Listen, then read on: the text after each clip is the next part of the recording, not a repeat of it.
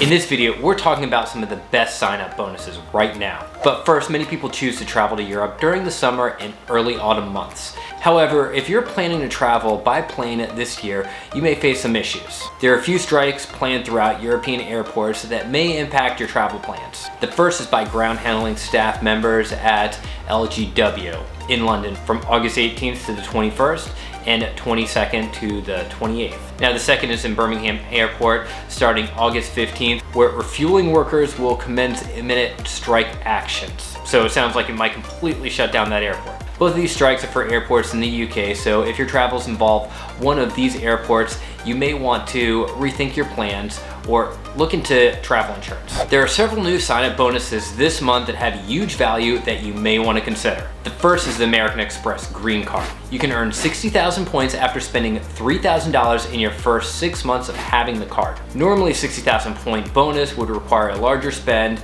in a shorter period of time, or both. Plus, you can receive 20% back on eligible travel and transit purchases made in your first 6 months of having the card, up to $200. The second is going to be with the Chase Inc. Business Preferred. Right now, it has a 100,000 point sign-up bonus after you spend $8,000 on purchases in the first 3 months. Normally, the spending requirement is $15,000. Now, we discussed here a few weeks ago that TSA would screen more Clear members due to an incident last year. Now, in many business airports, that ability to expedite the screening process by verifying their identities with biometrics is one of the main benefits that Clear offers. TSA has always practiced a random screening for Clear members to ensure security, but last month TSA said that they would be planning to screen every Clear passenger in the near future. But as of last week, the Washington Post reported that TSA said it would require that a smaller portion of Clear members undergo an additional identity vetting. Now, I'm not sure about you, but TSA completely doing a 180 on a major policy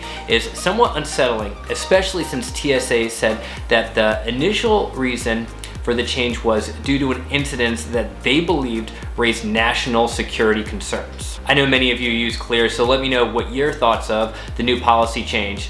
If you want to hear more about the incident that caused national security concerns, check out this video here.